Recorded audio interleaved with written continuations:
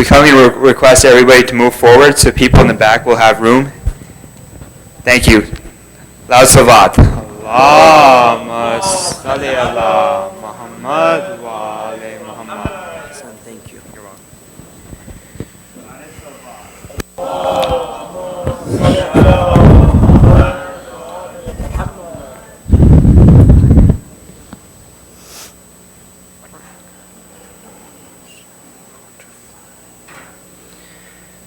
صلى الله عليك يا سيدي يا مولاي يا رسول الله صلى الله عليك يا أبا عبد الله يا رحمة الله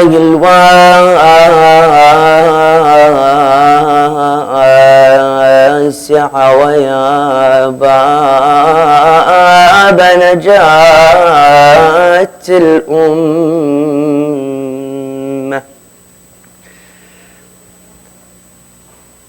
يا ليتنا كنا معكم سادتي فيفوز فوزا عظيما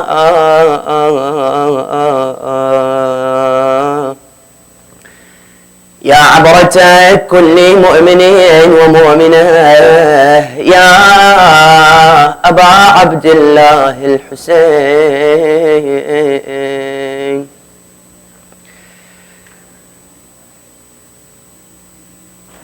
روي الإمام جعفر بن محمد الصادق صلوات الله وسلامه عليه اللهم صل على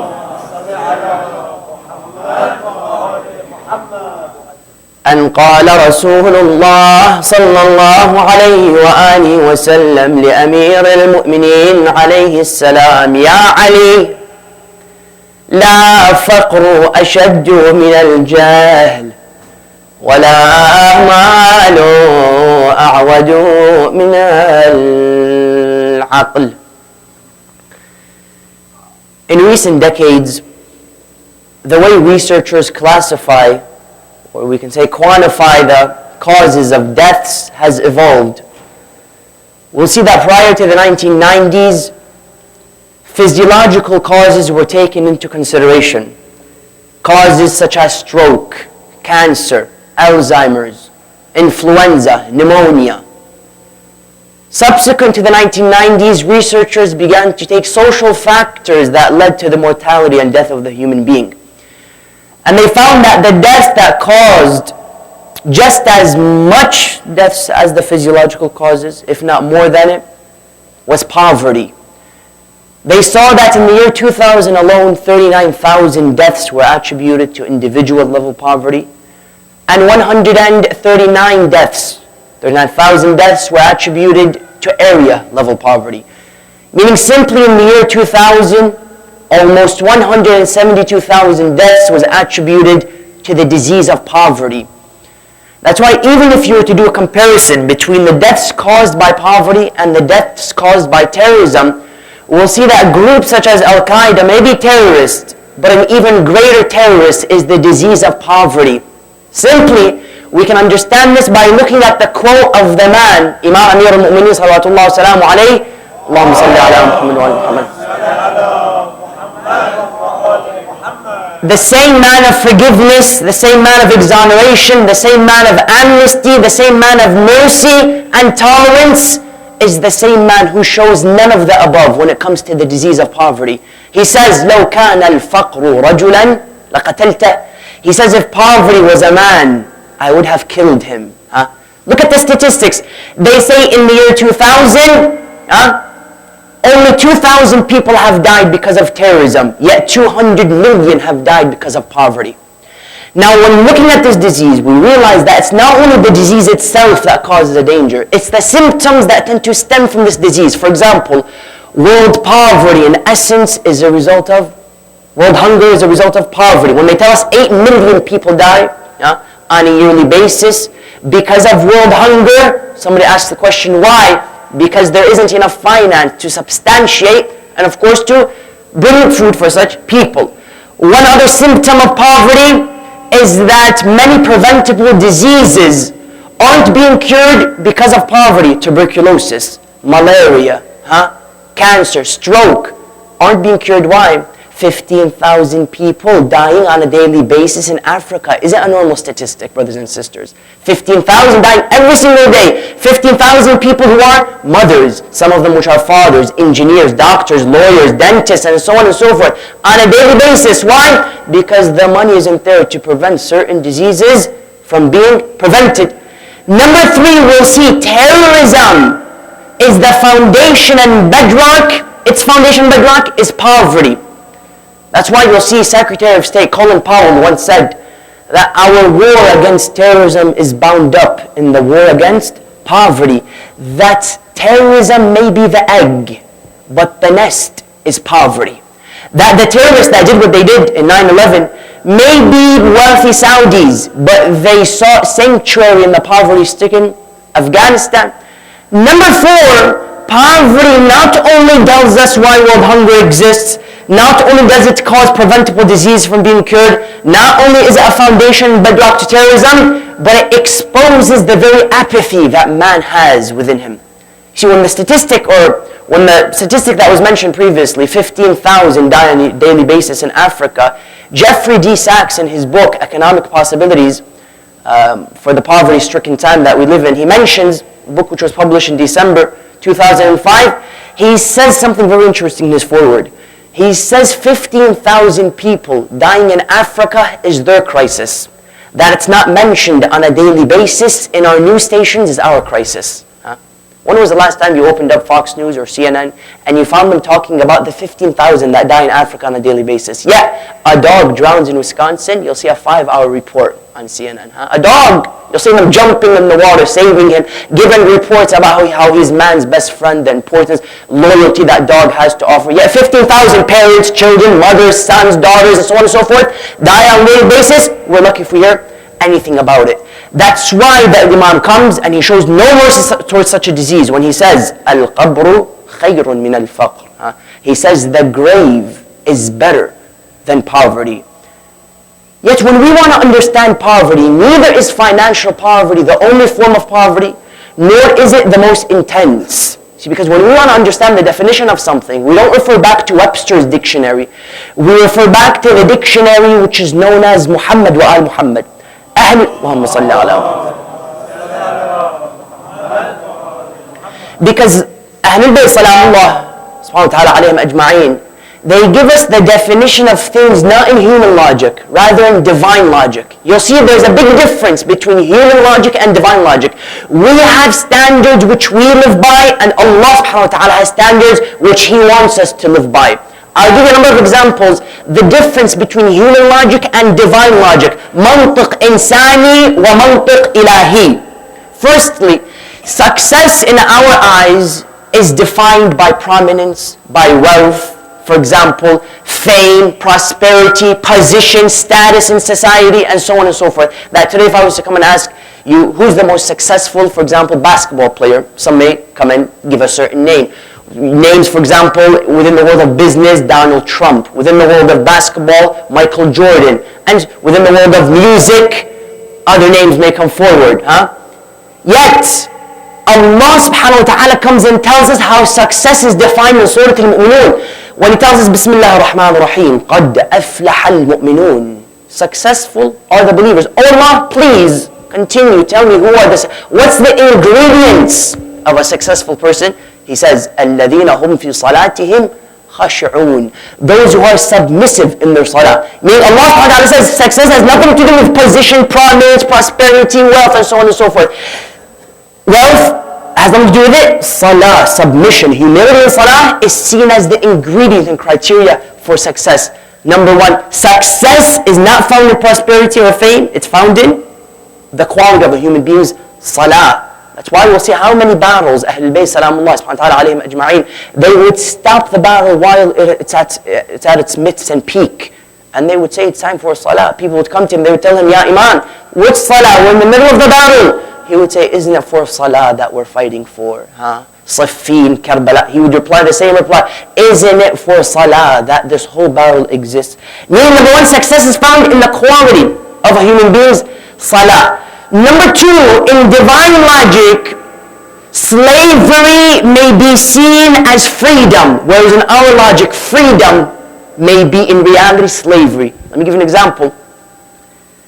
Allah subhanahu wa ta'ala says, the more of a slave you are to me, in essence, the more you have attained freedom.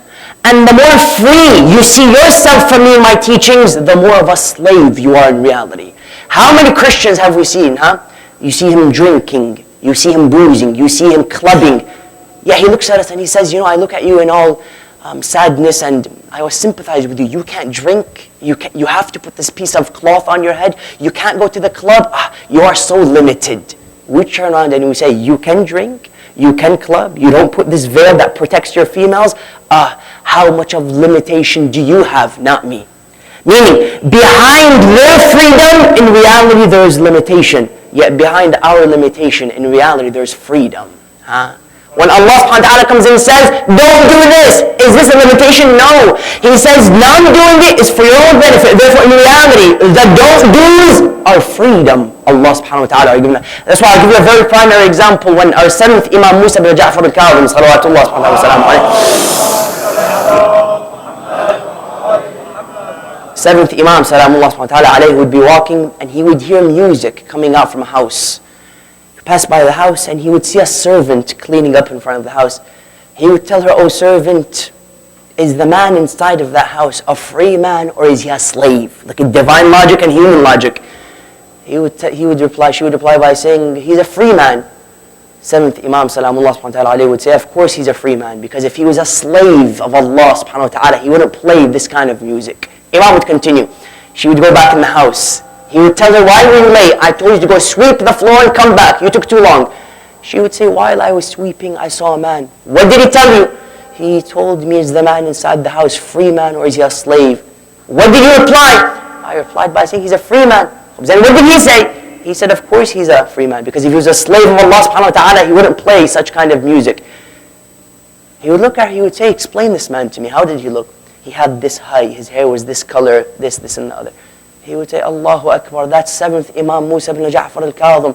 He would run out of the house, he would forget his slippers. Ajallakumullah subhanahu wa ta'ala. He would forget his slippers, he would run after 7th Imam salamullah subhanahu wa ta'ala. He would tell him, "Imam, please forgive me, I didn't know who you were." He would say, "If your forgiveness is sincere, Allah subhanahu wa ta'ala will forgive you. Who am I? I'm simply a bridge to Allah subhanahu wa ta'ala." He would forget his slippers and he would go, Ajallakumullah. That's why, what do they call him? They call him Bishr al-Hafi. Bishr, the barefoot. Imam al-Kadhim, salamullah subhanahu wa ta'ala, he's sending a message. He's saying that she may have seen him as free, but in essence he is the slave. The one who doesn't bow down and stoop down to such low-level music is indeed the one who is free. That's why when you look at the hadith and society may say, you want to climb the ladder, you have to get higher. See yourself as something. Imam comes and says, go down, Allah will raise you.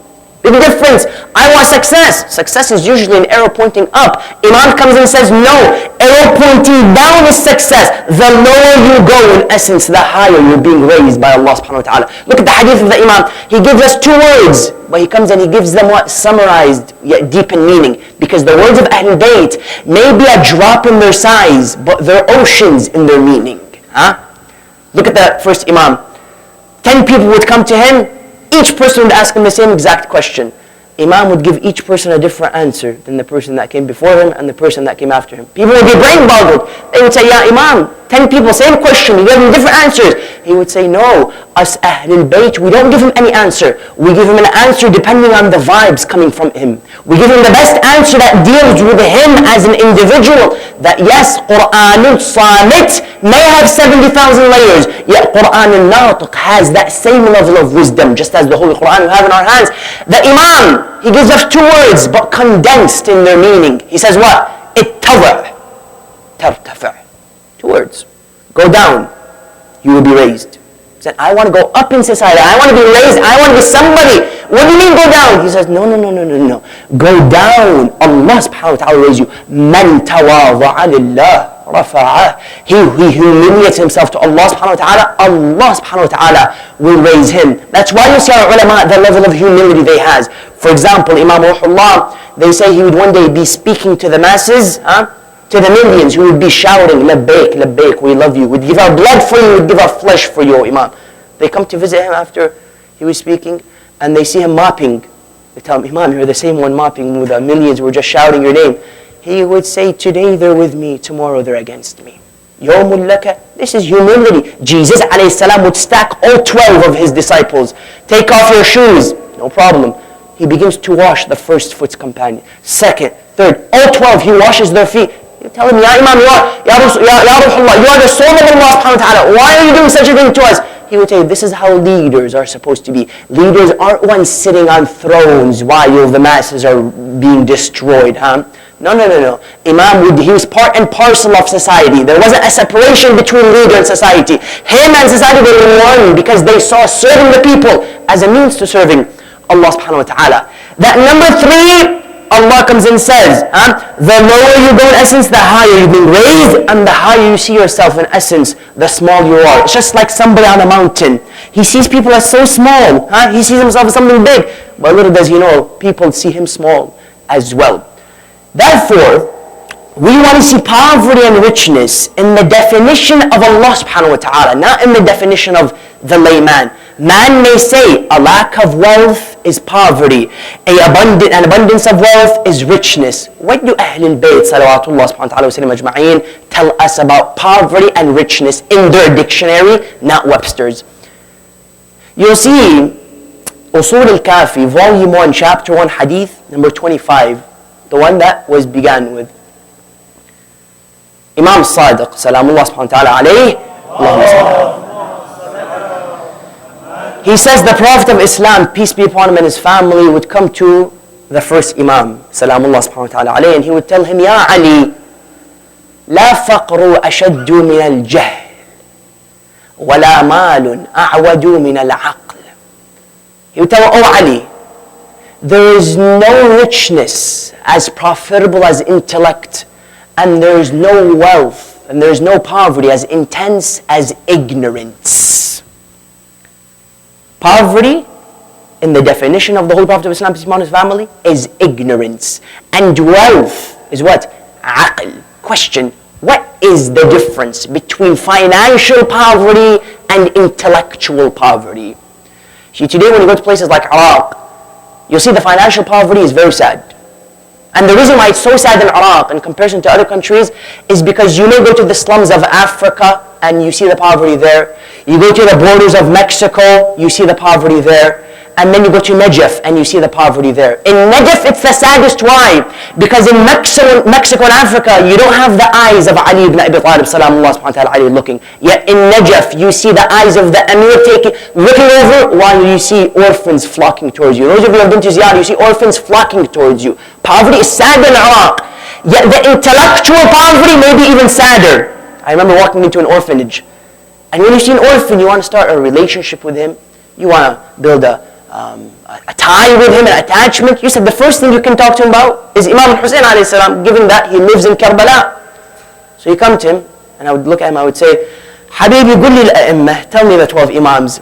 He would say, Imams. Ya Imams. Which Imams? I told him there isn't any other Imams. 12 Imams, Ahlul Bayt alayhi salam, you know.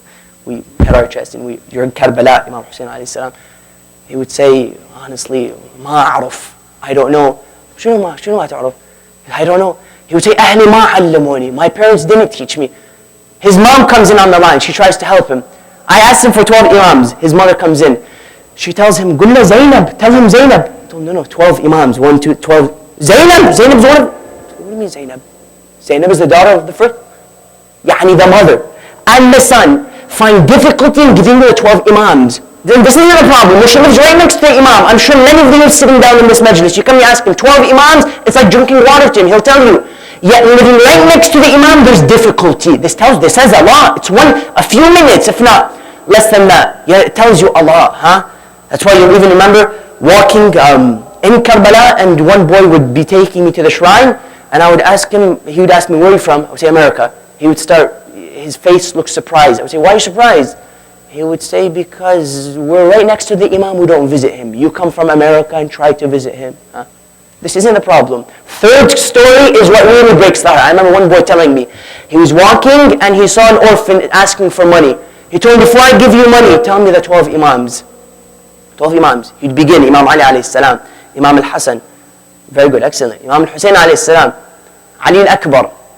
No. After Imam al-Hasan alayhi salam, Ali al-Akbar. Abbas alayhi salam. This isn't a tragedy. The tragedy is when he said Imam Sistani. So what's your name, Imam Sistani? What do you mean? 12 Imams.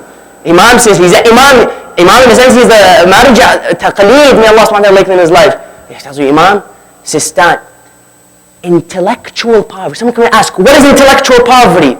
Does it mean that I pray a lot, therefore I'm not intellectually poor? No, it may be the person who prays the most, who's the most intellectually poor. Look at the man who would come to 6th Imam, salamullah subhanahu wa ta'ala alayhi, Allahumma salli ala Muhammad. By the name of Ishaq, he would come to him, he would tell him, Ya Imam, I'm coming to tell you of a man who has reached the highest levels of Iman. Salah, forget it, on the dot. Salatul Layl, on the dot. Hajj, every year. Salat, he's unbelievable. Imam Sadiq, salamullah subhanahu wa ta'ala, would ask him one question. He would say, Kayfa aqluh? How is his mind? Does it work fine? He would say, Fidaka ummi wa abi aqluhu dha'if. May my mother and father be your ransom. His intellect is weak. He would say, go quickly and tell him that what he does has no value if he doesn't do it with understanding. Imam al-Rida, salamullah subhanahu wa ta'ala, comes and echoes the same meaning when he says, لَيْسَ الْعِبَادَةِ كُثْرَةُ الصَّلَاةِ وَالصَّوْمِ إِنَّمَا الْعِبَادَةِ كُثْرَةُ التَّفَكُّرِ فِي أَمْرِ اللَّهِ. Worship isn't excessive prayer and fasting. Worship is what? It's to contemplate about the decree of Allah subhanahu wa ta'ala. Shaheed Mutahari, he gives us a very nice quote. He says, us Shia should know not what's happening tomorrow. We should be able to predict what's happening in the next 50 years, geographically, sociologically, politically. We should be on top of the line.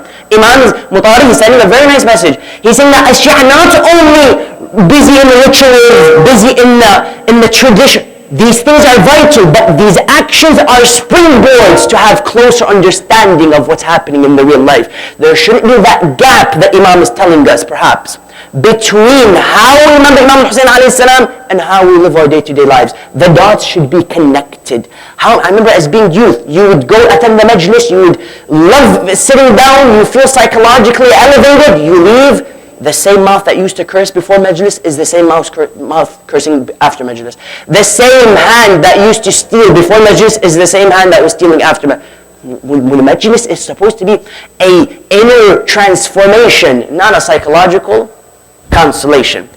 That's why when you go and you see, speaking about the difference between financial and intellectual, Imam Salamullah subhanahu wa ta'ala, he gives us a very nice explanation to the difference between losing money and having a loss of intellect. 10 men would come to our first Imam, Amir al-Mu'mineen, salawatullah subhanahu wa ta'ala wa salamu alayhi.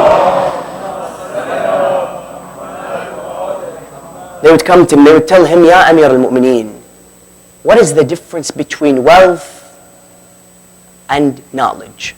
Imam would begin to throw jewel after jewel. He would say, knowledge is the legacy of the prophets, whereas wealth is the inheritance of the pharaohs. He would say knowledge protects you, whereas you have to protect wealth. He would say knowledge is what allows you to say we are creations of God, whereas wealth is what allows you to say we are God. Look at the words of the Imam. Knowledge protects you, whereas you have to protect wealth. He says knowledge is it's what gives you it's that GPS. Today, if you're not from Maryland and you're driving from one place to another, you don't have a GPS, it's difficult to get across. That's why we've been blessed with Siri and GPS. Alhamdulillah. Yeah. If you don't have it and you don't know where to go, it's difficult to get from one place to another. Knowledge, as the Imams come and tell us, is that GPS. It's what allows you to do things with meaning and not simply as a ritual. The same man, Imam al-Hussein salamullah subhanahu wa ta'ala alayhi, when he would go to Karbala, he would be teaching the people about Islam. He's sending a message. He's saying it's not only a battle like any other. No, it's a battle to change the way you think. The way they see things is supposed to be differently seen, as Imam al-Husayn salamullah subhanahu wa ta'ala alayh tells us. That's why you'll see the Imam one day, he would be in the masjid and he would see Kumail ibn Ziyad al-Nakha'i. He would take Kumail on the side and he would begin to tell him there are three different kinds of people. He would tell him, Ya Kumail, hearts are containers. Therefore fill them with the fear of Allah subhanahu wa ta'ala, until the Imam says, An-nasu thalath. People are of three types. عالم رباني متعلم على سبيل نجاة وهمج رعاع يتبعون كل ناعق ويميلون مع كل ريح لا يستضيئون بنور العلم شيئا ولا يركن إلى ركن وثيق فينجو. He would tell him, O Kumail, people are of three types. Number one, عالم رباني, one who upbrings the society through his knowledge, an upbringing scholar. Number one. Number two, متعلم على سبيل نجاة, one who learns on the path of success. Imam, who's the third type? If I'm not a seeker of knowledge, and if I'm not a one who gives knowledge, is there anything in between? Imam comes and says, the third group are همج رعاع, scattered sheep. Imam, who are these scattered sheep? يتبعون كل ناعق, they follow every shepherd. يميلون مع كل ريح, they flow with every wind. لا يستضيئون بنور العلم شيئا, they don't seek light from the light of knowledge, not even one bit. ولا ينجو إلى ركن وثيق فينجو, they don't resort to the safe haven of knowledge so that they can be saved. Meaning, people are separated depending on the level of knowledge that they have, according to our first Imam Salamullah subhanahu wa ta'ala alayh. That's why somebody may come and ask, yes, intellect is vital. Financially, also somebody should be well off. Therefore, what's the best solution? One who has ideas without wealth is handicapped. One who has wealth without ideas is also handicapped. The minute that you come together, you see, this is what creates the government of our 12th Imam. Government of our 12th Imam is what? Financially, Allah subhanahu wa ta'ala will give him, and ideologically, Allah subhanahu wa ta'ala will give him. Today, you see the strongest of people in the world. Let's say, for example, Jews. Jews today, if you really look at them, they have the ideas, they didn't stop there, they have the wealth to substantiate it. Not only do they have ideas, but they have the marketing of the ideas as well. And we've mentioned this before, that us Muslims, no doubt, there's no discussion that we have the best ideas, but we have one of the worst marketing, if not the worst marketing. Non-Muslims, they have not the best of ideas, but they have the best of marketing. Because it's not a secret that we live in a time where marketing is what gets things across to the people. I'll give you an example. Alcohol, for example. No doubt, 22,000, for example, people a year die because of alcohol. Yes, 64%, as some statistics say, continue to drink it. Question, why? Is that when you see that commercial of Budweiser and the train and the snow, you begin to say, wow, I mean, this alcohol may be not so bad after all. They market it properly. You turn on any evangelical TV channel on, you'll see him speaking.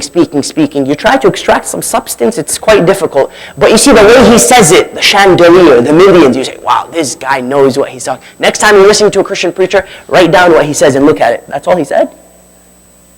Wait. When I was listening to it, it sounded fabulous. Now it doesn't look so fabulous. Yeah, because the way he says it, where he's saying it has a big effect on the message that's being sent across. You turn it back on a Muslim TV channel, you see a scholar sitting down giving you knowledge, gems, gem after gem. The way he's sitting, the background isn't the best. The way he's dressed isn't. Somebody comes and say, these are details. No, when we live in a society which looks at details, therefore it only makes sense to follow the details that society runs by. Therefore, but there's a catch to it. When there is knowledge brings the wealth. Yet wealth cannot necessarily bring the knowledge. When the aql is there, the money will come. Yet if the money is there, you can't necessarily go around buying ideas. Of course, unless if you're a Bush and you pay your way into Harvard. That's a different discussion. But when the ideas are there, those will bring. You look at gravity, for example. You look at theory of relativity. These are all ideas which institutions have been built upon. That's why when Ahl Bayt alayhim salam, they come and they tell us the different kinds of aql, they say not everybody has aql. Vital point. Everybody has a brain, but not everybody has aql. Question. Do I have aql or not? Well, Allah subhanahu wa ta'ala created me with a brain. Does this mean I don't have an aql? Does this mean there's a difference between brain and aql? Yes. Ulama come and tell us that there are nearly 4 different types of aql. Firstly, to have a aql, the faculty of intellect, versus ignorance. Meaning to have it, this may be everybody. Allah subhanahu wa ta'ala has given everybody a brain, that which is known as a aql. Yet then number 2 is to use the aql. Everybody may have it, not everybody may use it. That's why Allah subhanahu wa ta'ala comes and says within the whole Quran how many times? أَفَلَا يَعْقِلُونَ. Do they not use the intellect which we have given them? Number 3 is to what? Is to have a normal aql. This may be seen as sanity and insanity, handicapped versus normal. A jahil in this sense may be somebody that has been physically impaired. Yet number 4 is no doubt the most vital definition of aql. They come and they tell us that aql isn't only to have it, not only to use it, not only to have a normal, physically speaking, aql, but it's to use the aql for the right purpose. And this is a vital one. 6 Imams, salamullah subhanahu wa ta'ala, would one day be sitting down, and he would hear somebody coming to him and telling him, "Oh Imam, Muawiyah's aql is very strong." Imam would turn around. He would say, "Muawiyah has no aql." So Imam, his aql is strong. Muawiyah has no aql. He would say, "What is it that Muawiyah has?" He would say, "Tilka al-nakra," that is mischievousness. Imam is sending a message. He's saying aql is not only to have a brain, but to connect it with faith. Brain plus faith equals intellect. Brain without faith is only a brain. Therefore, an atheist, does he have aql or no? Imam is telling us. No, he has the brain, it's there. Physically, you open up his skull, there may be that squishy material known as a brain, wrinkly material. Yet, is it an intellect? Imam says, "Imam, explain, what is the aql?" He would continue. He would say, "Al-aqlu ma ubida bihi ar-Rahman wa iktasaba bihi al-jinan."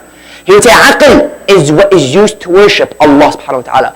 And it is what's used to gain proximity towards Jannah. Therefore, you see these intellectuals, atheists, Richard Dawkins, Stephen Hawking coming forward and presenting argument after argument to disprove the existence of God. People, we look at them and we say, yes, you may have a brain, but the aql isn't there. Because the aql is one faith. It's what gives life to the neurons. Us as Muslims, we not only believe in logic, but we believe in faith as well.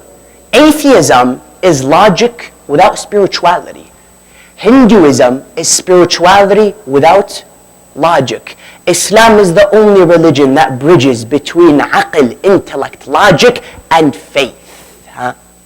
Not only does Islam come and say, gain knowledge, اطلبوا العلم من المهد إلى اللحد. اطلبوا العلم ولو كان في الصين. Gain knowledge, cradle to grave. Gain knowledge even if it's in China. But as well, it places a strong emphasis on this notion of love. I'll give you one simple example of this love that Ahlul Bayt alayhim salam speak to us about. If you open up Sahifat al-Sajjadiyah, you'll see that Imam Zayn al-Abidin salawatullah subhanahu wa ta'ala wa salamu alayhi, if you see that entire book, it's a love story. It puts Romeo and Juliet to shame. It puts any love story out. It's a love story. You open it up and all you hear is a beloved speaking to a lover. Allahumma وَفَرِّغْ قَلْبِي لِمَحَبَّتِكَ. Oh Allah, empty my heart for your love. وَاشْغُلْهُ بِذِكْرِكَ. And make it busy with your remembrance. وَنْعِشْهُ بِخَوْفِكَ. Enshroud it with your fear. Look at the language. It's like he's speaking to like he's enchanted with this entity that he's speaking to. وَاشْغُلْهُ بِذِكْرِكَ. Make it busy with your remembrance. Oh Allah.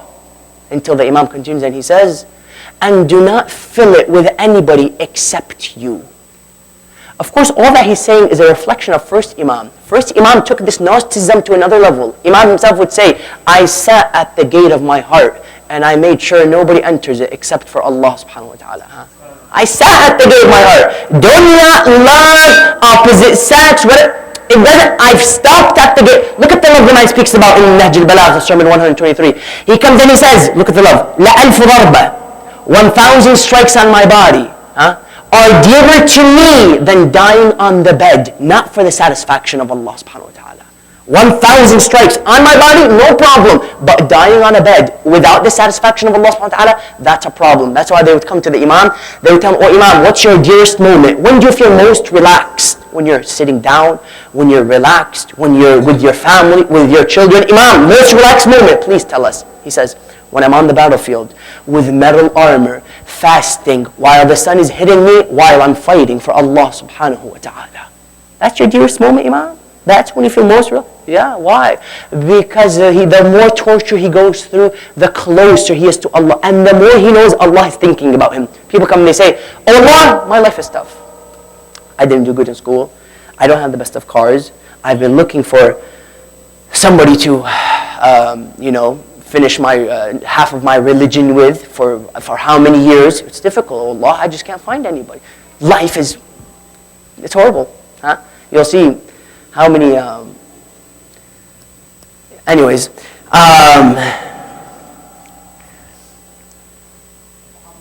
Allahumma salli ala.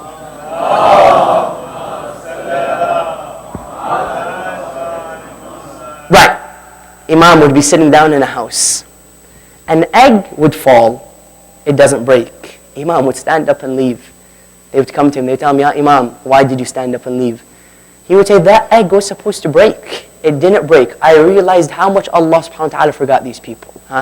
Meaning, when the difficulty is there, when things are tough, the first thing somebody says is Alhamdulillah. Because were life not to be tough, that means Allah subhanahu wa ta'ala has forgotten me. You look at the beloved of men to Allah subhanahu wa ta'ala, he comes and he says, مَا أُوذِيَ نَبِيٌّ مِثْلَ مَا أُوذِيتَ. Nobody has felt as much pain as I have. Typically, in a business system, when a boss loves an employee, he gives them days off, he raises his salary, he makes the job easy for him. Allah subhanahu wa ta'ala works quite differently. He loves you, the more he tests you. Yes, because the minute you forget him, the minute you're in that comfort zone, Allah pokes you. He gives you problems for example, in life. He removes this beloved person from your life. Why? To keep you on your toes. Because the minute you're comfortable, say, I need Allah, I need Allah. You'll notice, the most sincere salahs that we sometimes have is when life is the most difficult. Because we feel needy to Allah. When you aren't needy,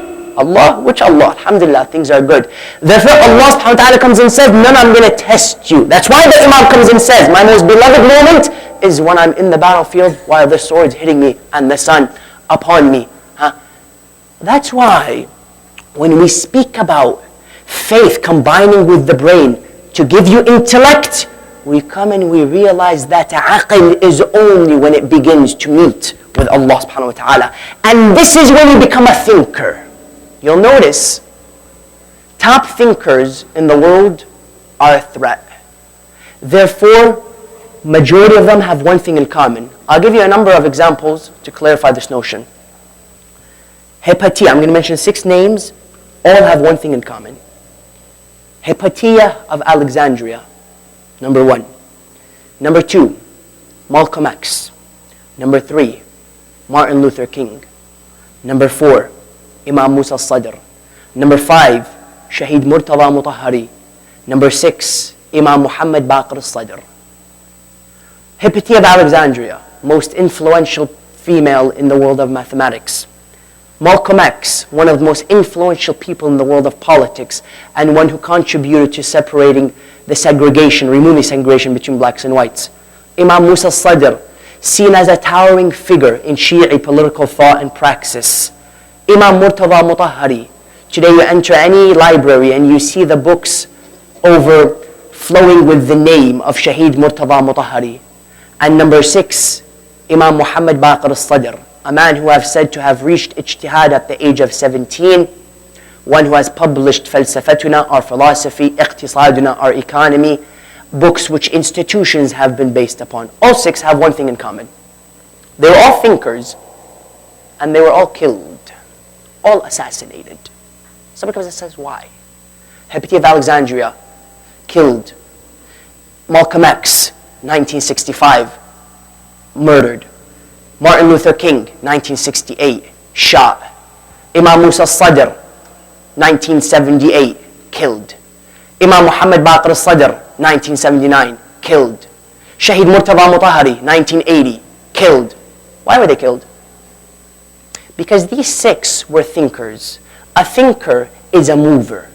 The minute you're a thinker, you become a mover. The minute you're a mover, you're a threat. The minute you're a threat, you have to be taken. One of them slipped.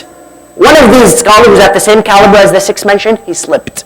He wasn't killed. And he did what he did in 1978. Because when you're a thinker, you have the ability to do things.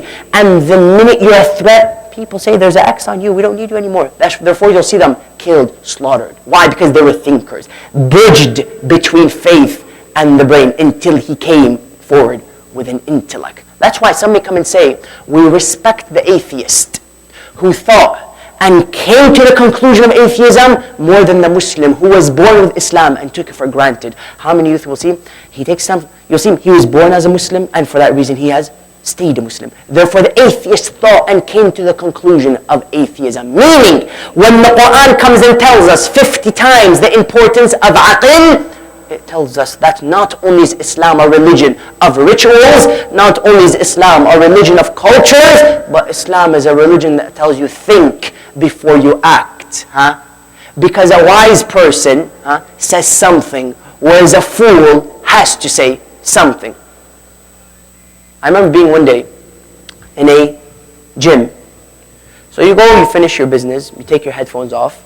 And I remember hearing some lyrics coming from the stereo, saying something like, if you want to do something, just do it. If you want to say something, don't think, just do it. Something, don't take my word for it, I didn't really memorize the lyrics. Something along those lines. If you want to say something, don't think, just say it. If you want to do something, don't think, just do it. Perhaps, I don't know what Nike meant when they said just do it. But just do it. Ahl al-Bayt alayhim salam, they come and they tell us something which is along the opposite side of the spectrum. Fatima Zahra, salamullah subhanahu wa ta'ala alayha, comes and tells us, if you don't have anything good to say, don't say it. Imam Ali alayhi salam comes and tells us, I wish my neck was the neck of a giraffe. Imam, why do you want your neck to be the neck of a giraffe? So that by the time the word reaches my mouth, I've calculated it inside and out. If it's of benefit, I'll say it. If it's not of benefit, I'm not going to say it.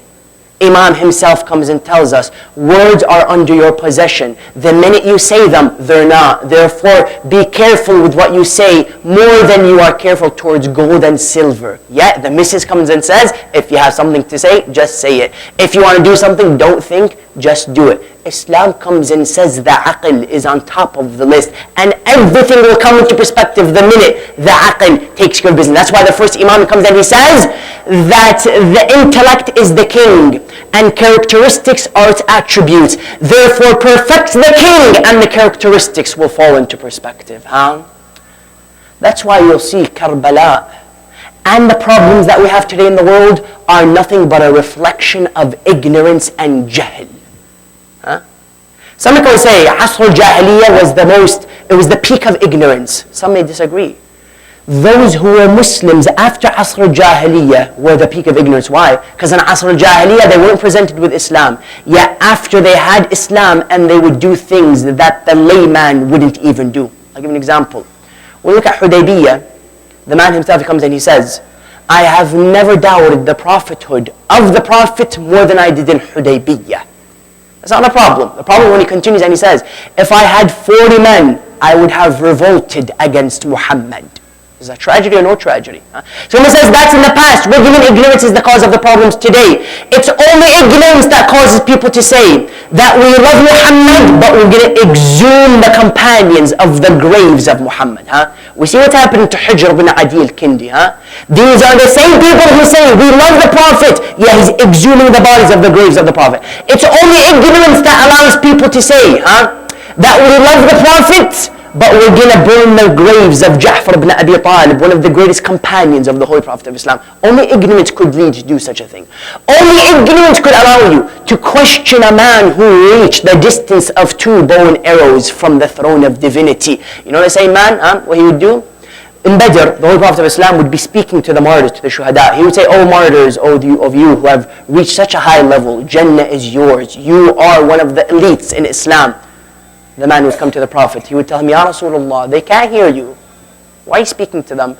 He would say, "You can't hear any better." What's the message being sent? He's saying they're dead physically, but ideologically you're dead. Because the hadith comes and tells us, "Al-jahilu mayyitan wa in kana hayya." The ignorant is dead even though he's alive. Ignorant is, the man physically is alive, but ideologically there's no substance in there. That's why when you go to Karbala, you'll see it's only ignorance that could cause somebody to say, "O horses of Allah, trample the chest of the name of Allah subhanahu wa ta'ala." You know what Abu Sa'ad said? Bodies would be laying on the sand. He would see the body of Al-Abbas. He would say, "O people, come and trample this body." Companions of Al-Abbas, family of Al-Abbas would stand up and say, "He is of our tribe. Do not do such a thing to him." They would come and they take the body. He would go to the body of Al-Qasim alayhi salam. He would say, "O horses, trample upon the body of Al-Qasim alayhi salam." Instantly the tribe of Al-Qasim would stand up and say, "Don't do such a thing to the body of Al-Qasim." He would come to the body of Ali al-Akbar. He would say, "O horses, trample upon the body of Ali al-Akbar." Tribe of Ali al-Akbar would stand up and say, "Don't trample the body of Ali al-Akbar, he's of our tribe." Until he said, "Is there anybody who doesn't have a tribe to claim him?" They said, "Yes, there is that man over there." What's his name? His name is Hussein ibn Ali, salamullah subhanahu wa ta'ala alayh. You know what he would say? He would say, "Ya khaylullah, irkabi wa dusi ala sadr al-Husayn." He would say, "O horses of Allah, go and trample the chest of Al-Husayn alayhi salam." Question, Imam Al-Husayn, isn't he the name of Allah? How do you command the horses of Allah to trample the name of Allah? Ignorance. Do you know what the man would do? He would enter the tent with Sukaina alayhi salam, the tent, salamullah subhanahu wa ta'ala alayha. He would begin to steal from the possessions while he's crying. She would tell him, "You're stealing, I understand, you're wicked. Why do you cry?"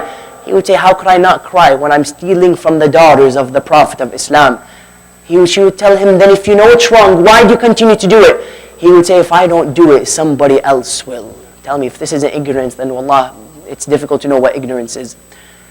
Yet when there is that knowledge, you begin to give everything for Imam al-Hussein alayhi salam. That's why on a night like this, we remember when Imam Zainul Abidin alayhi salam would be visiting the body of his father, yet he would then turn to Bishr ibn Hadlam and he would say, "Oh Bishr, do you write poetry like your father did?" He would say, "Yes, I do." He would say, "Then go to Medina and inform them of what happened to my father, Imam al-Hussein alayhi salam." Bishr would mount his horse. He would begin to gallop towards the land of Medina. When he reached close to the land of Medina, he began to mention these famous lines of poetry, saying, "Ya ahla Yathrib la muqama lakum biha, قتل الحسين فأدمعي مدرار الجسم منه بكربلاء مضرج والرأس منه على القناة دار." He would say, "O people of Medina, I've come to inform you of the death of Hussein." The ladies of Bani Hashim would come out of their houses, slapping their cheeks, ripping their veils off. Yet he saw one lady who looked differently from the others. He would say, "O people of Medina, who is that lady?" They would say, "Ya Bish, that is the mother of the moon of Bani Hashim. That is the mother of Abbas." al-Bani would come to Bishr. She would tell him, "Ya Bishr, اخبرني عن ولد الحسين." "Oh Bishr, tell me about my son Hussein. What happened to him on the 10th of Muharram?" He didn't want to give her the news right away. He would give it to her gradually. He would say, "Ya al-Banin, may Allah reward you for the loss of your son Habibullah." She would tell him, "Ya Bish, did I ask you about Habibullah? Tell me about my son Hussein." He would tell her, "Ya al-Banin, may Allah reward you for the loss of your son Ja'far. She would tell him, oh Bish, I swear I didn't ask you about Ja'far, tell me about my son Hussein.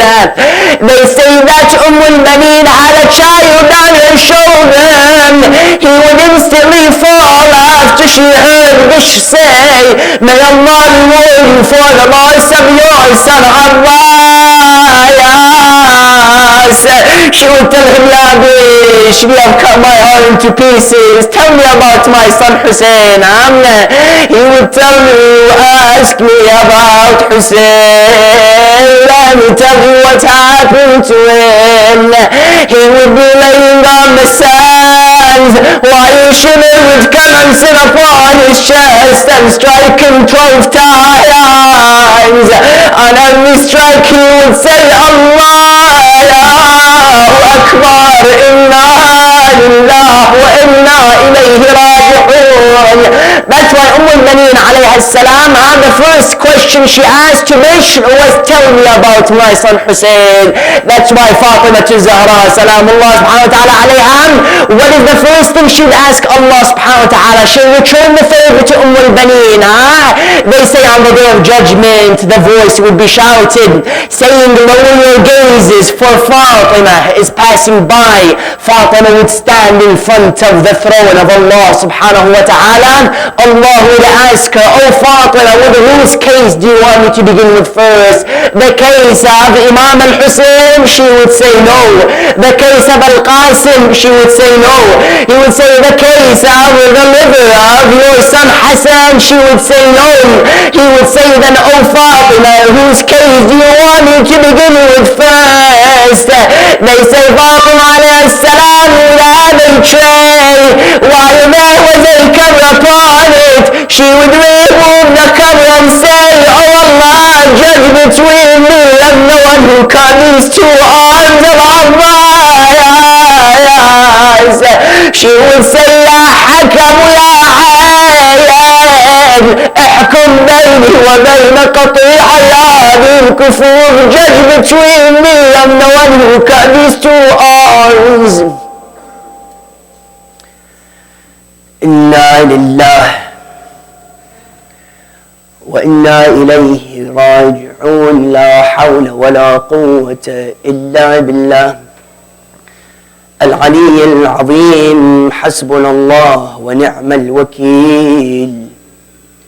10 times let us say Ya Allah, asking Allah subhanahu wa ta'ala by the musibah of al-Baneen and by the musibah of her son Imam al-Hussein alayhi salam to answer our hajat, to hasten the reappearance of our Imam, and to remove the sickness from anybody who has a sickness by the sick one of Karbala, Zainul Abidin alayhi salam.